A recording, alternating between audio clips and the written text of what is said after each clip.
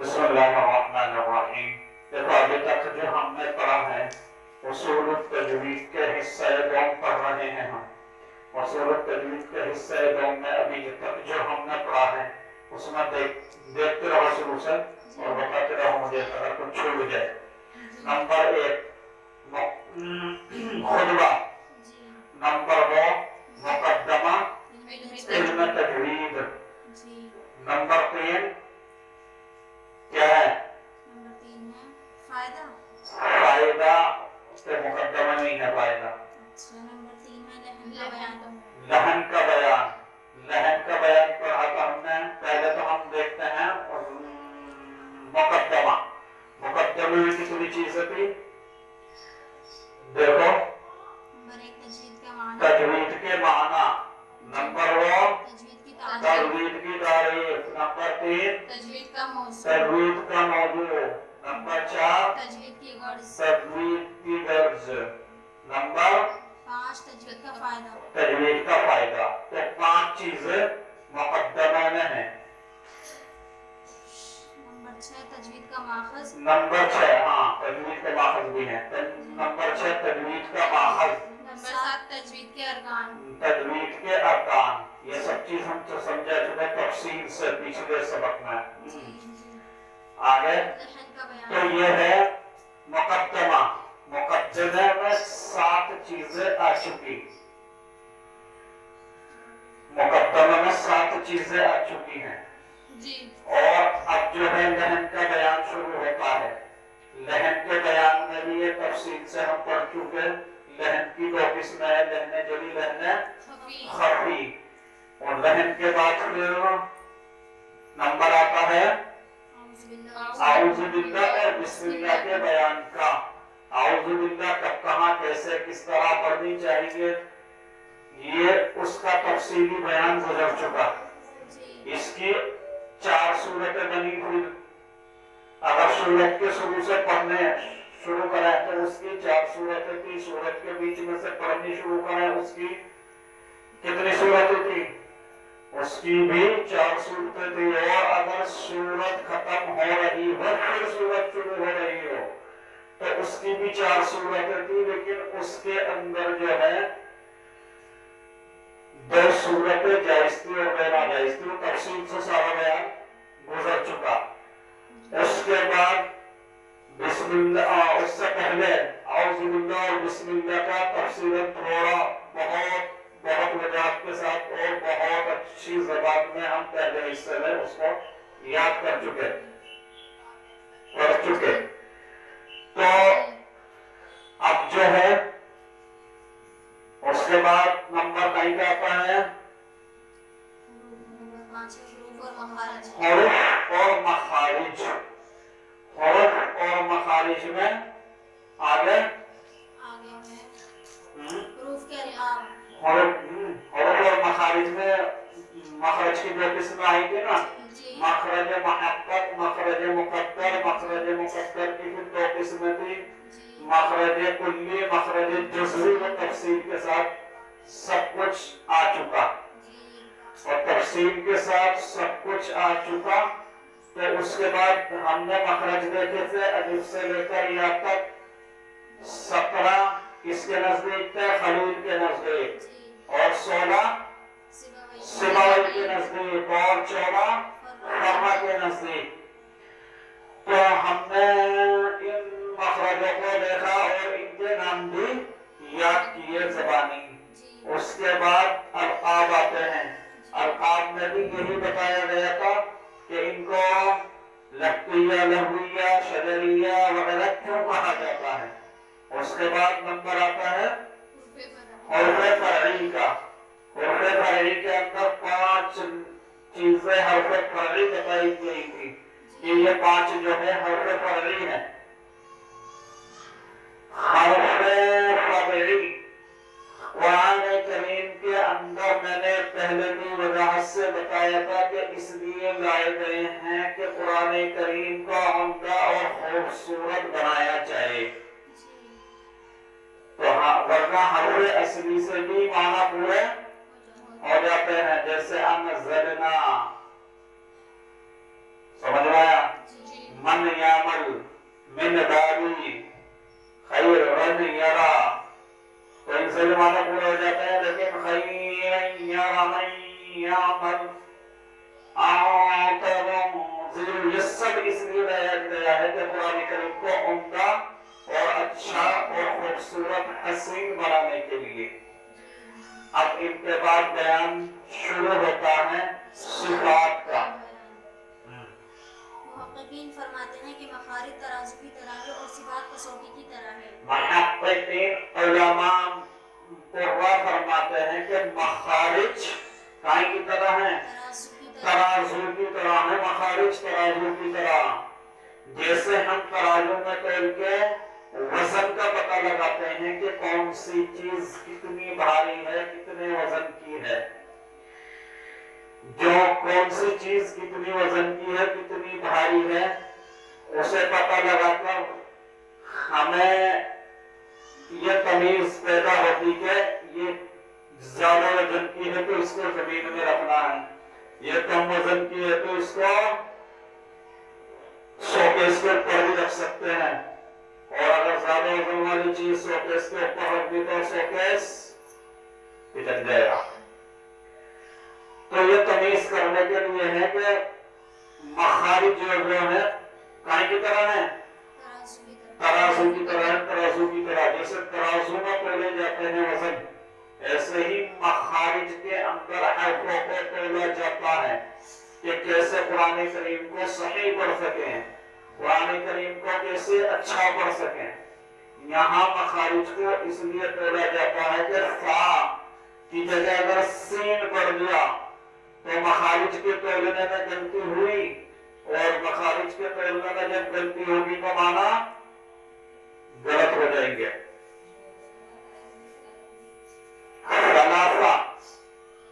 سلاسہ کیا معنی آتے ہیں؟ تین کے معنی آتے ہیں سلاسہ۔ اگر ہم اس مخرج کو بدل کر کے صاد بنا دیتے ہیں تو صاد سے سلاسہ کے معنی کیا آتے ہیں؟ سن لو آپ کے دھیان سے، کام آ جائے گی کوئی نہ کوئی بات۔ اگر ہم نے فا سے سلاسہ بولا تو عربی میں معنی تین کے آتے ہیں، اور اگر ہم نے اس فا کو صاد بنا دیا تو انہوں نے غلطی کر دی مخارج کے، فا کو کیا بنا دیا؟ صاد بنا دیا، تو اس کے معنی کیا جاتے ہیں؟ الصلاۃ خیر، بتاؤ، نماز کے معنی آ جاتے ہیں۔ وہ بھی تم نے پڑھا، آپ عالمہ ہو، آپ نے پڑھا ہوگا کہ صلاۃ کے چار معنی آتے ہیں، مخلوق کی جانب ہو تو معنی دوسرے ہیں، اللہ کی جانب ہو تو معنی دوسرے ہیں، اللہ کے رسول صلی اللہ علیہ وسلم کی جانب ہو تو معنی دوسرے ہیں، فرشتوں کی جانب ہو تو معنی دوسرے ہیں۔ تو بہرحال معنی بدل جاتے ہیں۔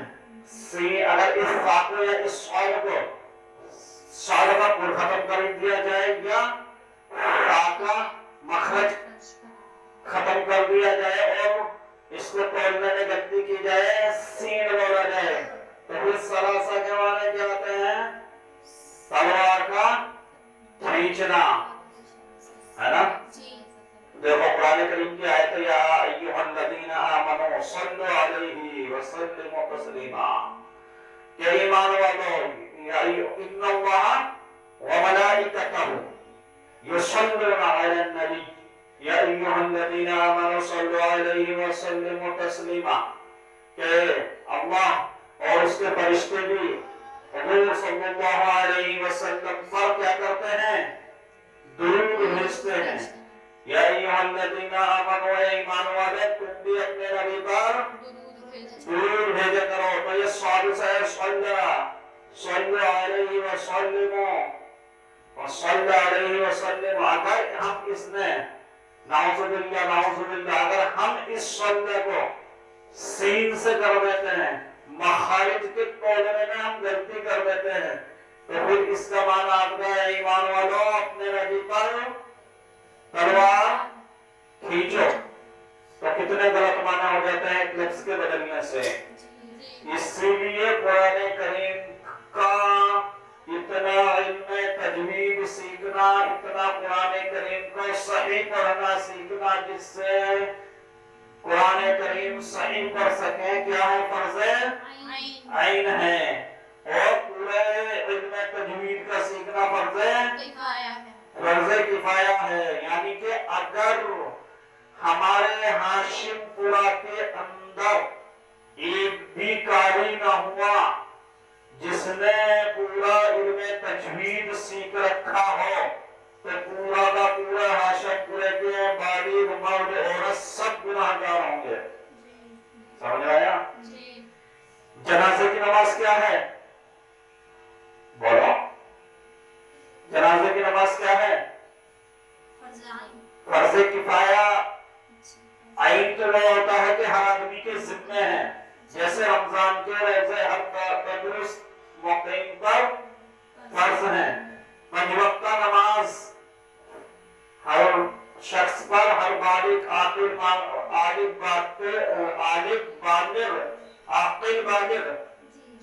عاقل بالغ مرد عورت پر 5 وقت نماز فرض ہے. کیسی فرض ہے؟ کفایہ عین. فرض عین یعنی کہ عین فرض عین وہ ہوتا ہے چھوڑنے والا گناہگار جس کا کوئی گنجائش نہیں ہے. تو اتنا علم تجوید سیکھنا فرض عین ہے جس سے قرآن کریم کے لفظ سے پڑھ سکیں، معنی غلط نہ ہو.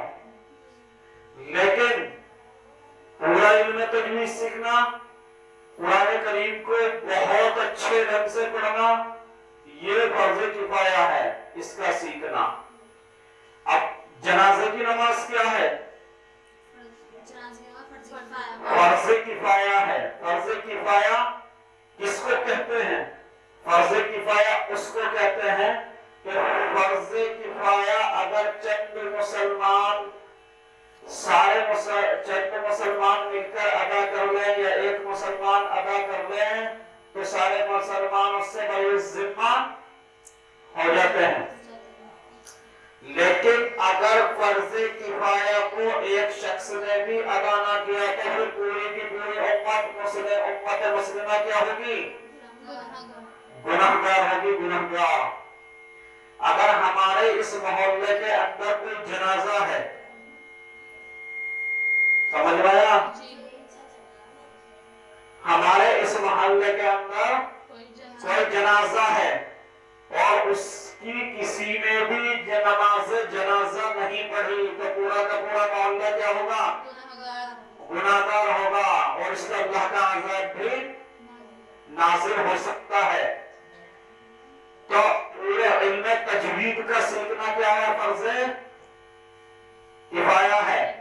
اگر ہمارے محلے کے اندر ایک بھی قاری نہ ہوگا تو کیا ہوگا؟ ہمارا محلہ پورا کا پورا جتنے بھی آدمی عاقل بالغ مرد عورت ہیں سب کیا ہوں گے؟ گناہگار ہوں گے.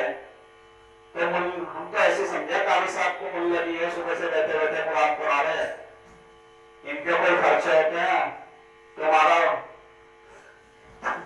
تمہارا خرچہ تو تمہیں راسن تو ملی رائے صبح سے. آؤ بیچارے قاری صاحب تو سو کے گیہوں منہ میں ڈال کے پانی پی لینا. ایسی ذہنیت بن چکی لوگوں کی. اگر کوئی قرآن کریم کی خدمت کرتا ہے بستی کے اندر، حدیث پاک کی خدمت کرتا ہے، سکھاتا ہے، سیکھتا ہے تو پورے محلے کی ذمہ داری بنتی ہے اس کی خدمت کرنے کی، ورنہ یہ گنہگار ہوں گے. اگر کوئی آدمی امامت کرتا ہے، اگر کوئی آدمی امامت کرتا ہے اور اس کی تنخواہ اتنی کم ہے کہ اس کا گزارا نہیں ہو رہا، خدا کی قسم بالکل یہ پکا فتویٰ ہے میری طرف سے کہ اگر اس کی ضرورتوں کا خیال اس کی نماز میں آ گیا تو ساری بستی والے گناہگار ہوں گے، کسی نمازی کی نماز قبول نہیں ہوگی. ہم تو کچھ سمجھتے ہی نہیں امام صاحب کو، مؤذن صاحب کو. خیر اگر اس کی تفصیل میں جاؤں گا تو سبق رہ جائے گا. تو میں بتاتا کہ فرض کفایہ ہے تو اس لیے فرض عین، علم فرض عین سیکھنا بہت ضروری ہے. فرض عین والا علم تجوید وہ ہے کہ اتنا علم تجوید سیکھے جس سے قرآن کریم کی تلاوت کرتے وقت قرآن کریم کے معنی بدلے نہ. سمجھ آیا؟ ہاں. اور صفات جو ہے کسوٹی کی طرح ہے، کسوٹی کی طرح، یعنی کہ صفات وہ چیز ہے، ایک تو ترازو ہے، ایک جو ترازو میں تولی جاتی ہے چیز اس کو بولتے ہیں کسوٹی. تو ایک ہے تولنے والی چیز اور ایک ہے تلنے والی چیز. جو تولنے والی چیز ہے اس آلے کو کیا بولتے ہیں؟ ترازو. اور جو تلنے والی چیز ہے اس آلے کو کسوٹی بولتے ہیں. تو مخرج جو ہے ہمارے 17 16 14 جو بھی اختیار کریں ہم یہ ترازو کی طرح ہیں. اور اس میں جو صفاتیں ہم تولیں گے پتہ لگائیں گے کون سے حرف کے اندر کون سی صفات ہیں، یہ کسوٹی کی طرح ہے. اس لیے مخارج کے بعد صفات کا جاننا ضروری ہے. اس لیے مخارج کے بعد صفات کا جاننا بھی ضروری ہے. صفات صفت کی جمع ہے. صفات صفت کی جمع ہے. صفات صفت کی جمع ہے. صفت کی جمع ہے. اور صفت لغت میں کسی شے کی حالت کو صفت کہتے ہیں. کاریوں کی لغت میں کسی چیز کے شے کو، کسی شے کی لغت میں کسی شے کی حالت کو، کسی شے کی حالت کو، لغت میں کسی چیز کی حالت کو کیا کہتے ہیں؟ صفت کہتے ہیں. صفت کی تعریف مخرج سے ادا ہوتے وقت حرف کی آواز میں جو کیفیت یا حالت پیدا ہوتی ہے اس کو صفت کہتے ہیں. صفت کی تعریف کیا ہے؟ مخرج سے ادا ہوتے وقت، مخرج سے ادا کرتے وقت حرف کی آواز میں جو کیفیت یا حالت پیدا ہوتی ہے اس کو صفت کہتے ہیں. صفت کہتے ہیں. صفت کا جمع ہے. صفت کہتے ہیں. جیسے بلندی، پستی، نرمی، سختی، پر اور باریک ہونا وغیرہ. اتنی چیزیں قرآن کریم کے اندر.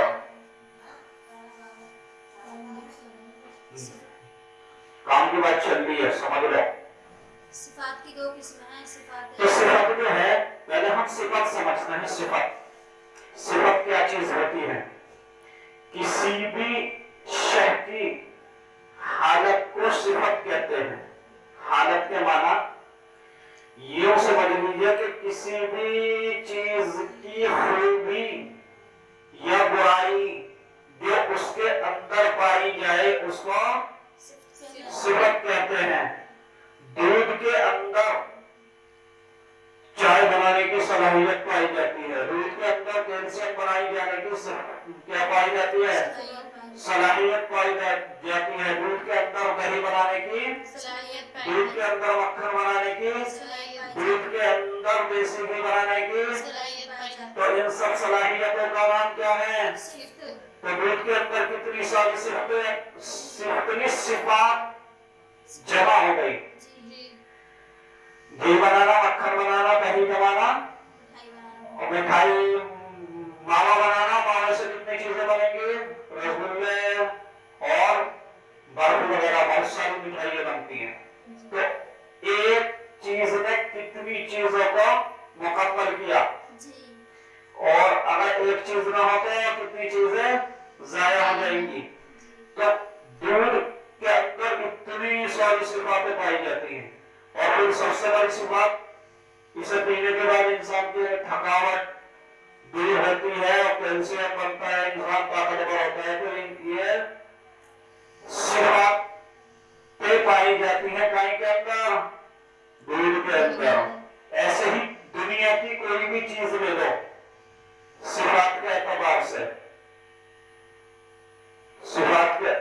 के अंदर सिफत है, उंगली लगाओ क्या करेगा, फेंक के मारेगी।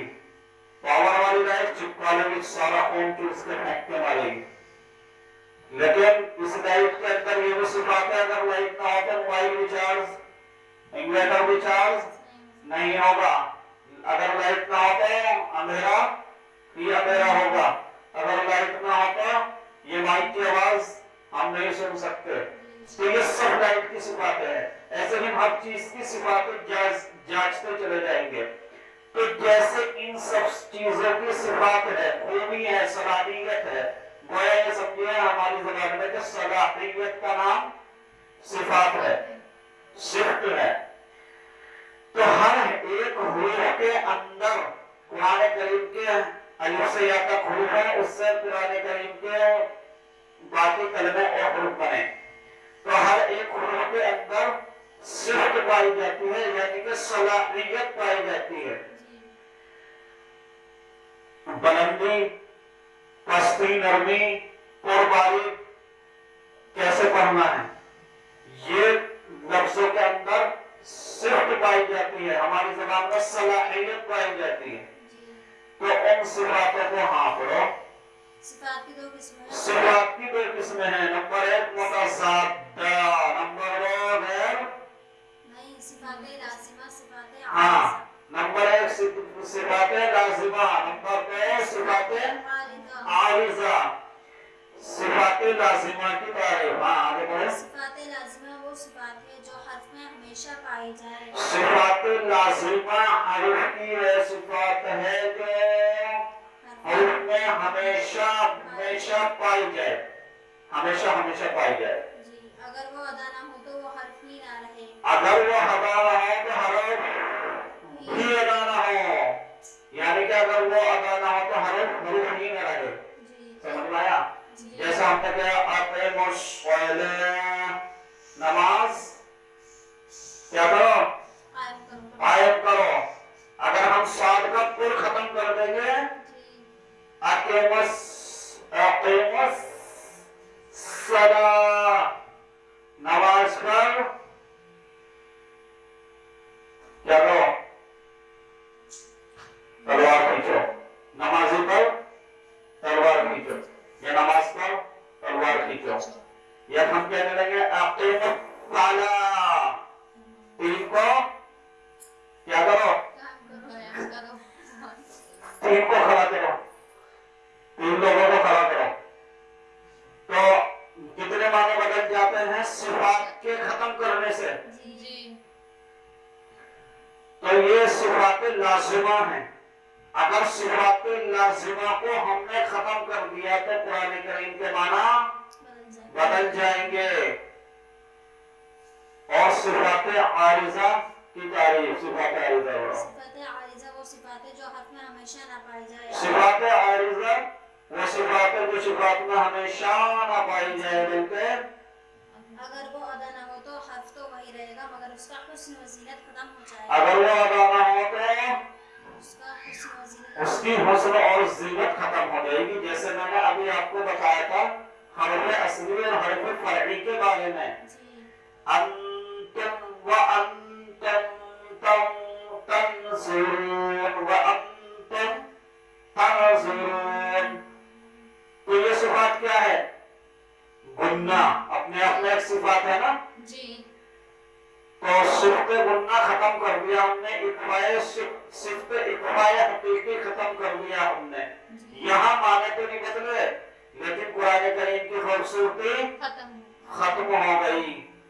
अगर हम पढ़ते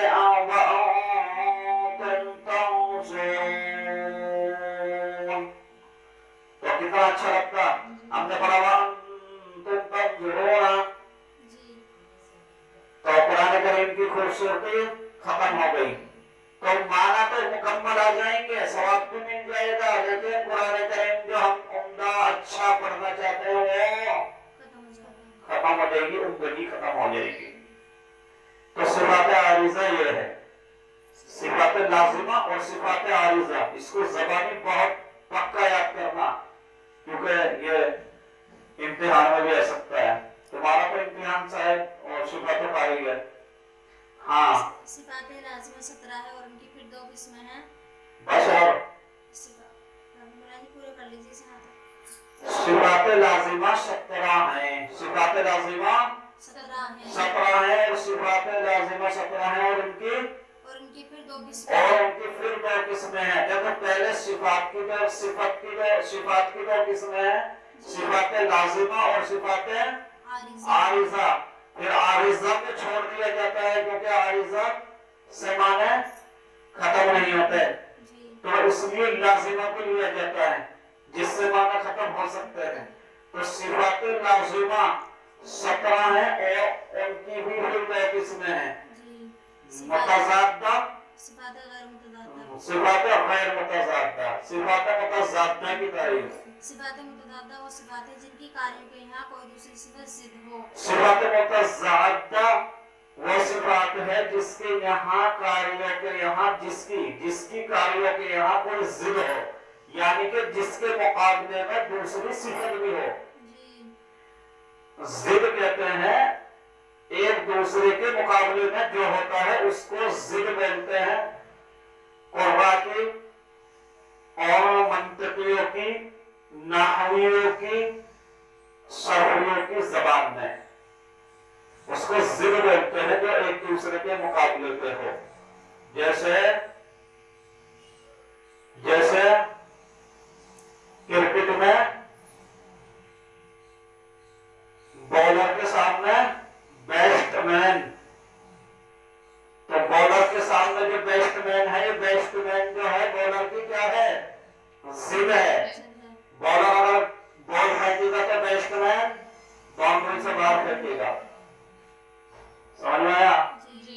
تو جو جس کے مقابلے میں ہوتا ہے اس کو ضد کہا جاتا ہے.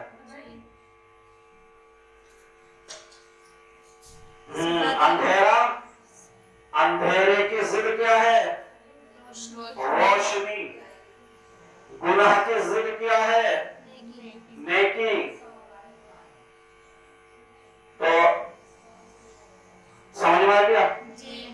تو جس کی کوئی ضد ہو کاریوں کے یہاں جس کا کوئی جوڑا ہو جس کے مقابلے میں کوئی دوسرا بھی ہو اس کو صفات متضادہ کہتے ہیں. اور صفات غیر متضادہ وہ صفات ہیں جن کی کاریوں کے یہاں کوئی ضد نہ ہو یعنی کہ وہ اکیلی ہو. جیسے اکیلی چیز کوئی بھی سمجھ لو آپ. لائٹ اکیلا ہے اس کی کوئی ضد نہیں ہے بس کنیکشن کاٹو گے تو چلی جائے گی. سمجھ آیا؟ بات مت کرو سننے پر بھی نیکی مل جائے گی. یہاں وہ شخصیت موجود ہیں جن کے قدموں کے نیچے فرشتے پر بچھاتے ہیں. جن کے قدموں کے نیچے کیا کرتے ہیں فرشتے کیوں بچھاتے ہیں کیونکہ جو اللہ کے رسول صلی اللہ علیہ وسلم نے فرمایا جو اللہ کے دین کے لیے جو علم دین سیکھتا ہے بچہ ہو یا بچی ہو بوڑھا ہو یا بوڑھی ہو جوان ہو لڑکی لڑکا تو اللہ اس سے محبت کرتا ہے. تفصیلی حدیث میں تو میں کئی بار سمجھا چکا ہوں. دریا کے مچھلیاں اور زہریلے جانور آکاش میں اڑنے والے پرندے اور جنگل میں چرنے والے چرندے پھال کھانے والے درندے کیا کرتا ہے ان کے لیے مغفرت کی دعا بھی کہیں کی مغفرت کی دعا. اور جس کی مغفرت ہو جائے گی قیامت کے دن وہ سب سے بڑا وَهُوَ الْفَوْزُ الْعَظِيمُ کامیاب ہو گیا. بڑی کامیابی. کتنی بڑی کامیابی کہ دنیا اس کا اندازہ نہیں لگا سکتی. تو آپ کو یہ بہت بڑی خوش نصیبی حاصل ہے کہ آپ ان کی محفل میں ہوں جن کے قدموں کے نیچے فرشتے پر بچھاتے ہیں. کیونکہ حدیث پاک کے اندر آتا ہے کہ علم دین جو سیکھتا ہے فرشتے اسے زمین پر نہیں چلنا دیتے. अपने परों पर चलने देते हैं, अपने परों पर चलाते हैं। और खैर हमारे वो मौका नहीं है, सबक रह जाएगा फिर मेरा। अगर दूसरी बात बताऊंगा, हाँ तो मैं क्या बता रहा था? सिफात गैर मुतज़ादा, जिसकी कोई दूसरी जिद ना हो तो उसको सिफात गैर मुतज़ादा कहते हैं। जैसे मर्द औरत की क्या है? जिद है, और औरत मर्द की क्या है? जिद है, लेकिन मुखन्नस की कोई जिद तो उसको क्या कहेंगे? गैर मुतज़ाद। मुखन्नस को क्या कहेंगे? गैर मुतज़ादा। समझ आ गया? सिफात मुतज़ादा 10 है जिनके 5 जोड़े हैं और हर जोड़े में से एक सिफत दूसरे की जिद है।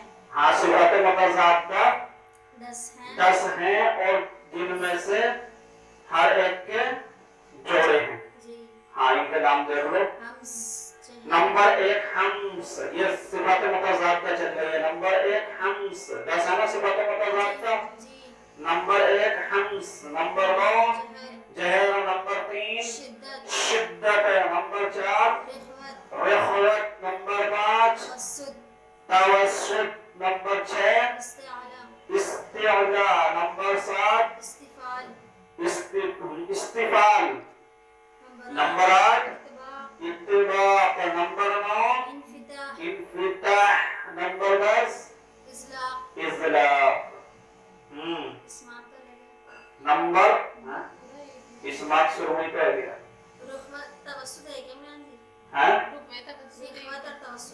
रिख़वत और तवस्सुत एक ही है। नंबर 10 इस्मात, तो एक के दो नाम है, रिख़वत और तवस्सुत। इन 10 सिफात से कोई हर्फ इन 10 सिफातों से कोई भी हर्फ बचा हुआ नहीं है। 29 के 29 हर्फों में ये सिफात 10 में से कोई ना कोई सिफात जरूर पाई जाती है। हर जोड़ों में से कोई एक सिफत हर्फ में जरूर आती है और दोनों सिफतें मिलकर सब हर्फों को शामिल हो जाती हैं। हाँ, दोनों सिफतें मिलकर सब हर्फों को शामिल हो जाती हैं। बस सिफात मुतज़ादा में से हर हर्फ में 5 सिफतों का होना जरूरी है। सिफात गैर मुतज़ादा 7 हैं। सिफात गैर मुतज़ादा 7, पहले पीछे से पढ़ो एक लाइन। और दोनों सिफतें मिलकर सब हर्फों को शामिल हो जाती हैं। बस सिफात मुतज़ादा में से हर हर्फ में 5 सिफतों का होना जरूरी है। बस सिफात मुतज़ादा में से हर हर्फ में 5 सिफातों का होना जरूरी है। सिफात गैर मुतज़ादा 7 हैं। देखो 10 का हमने मुतज़ादा पढ़ ली, अब ये सिफात गैर मुतज़ादा है जो 10 हैं।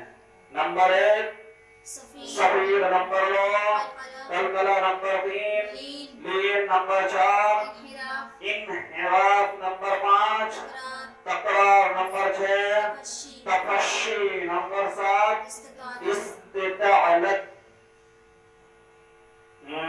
सिफात गैर मुतज़ादा सब हर्फों में नहीं पाई जाती। सिफात गैर मुतज़ादा सब हर्फों में नहीं पाई जाती, सिर्फ 14 हर्फों में पाई जाती हैं, जिनका मजमुआ जस्सस,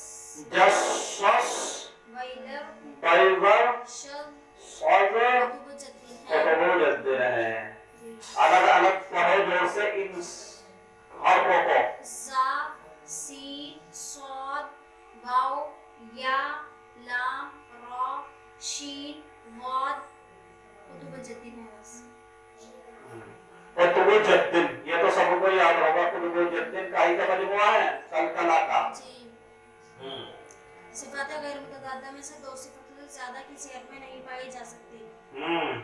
सिफात मुतज़ादा हम इसके माना हाँ, ये फिर पढ़ेंगे आगे तक देते हैं। आखिर दवाना अल्हम्दुलिल्लाह रब्बिल आलमीन।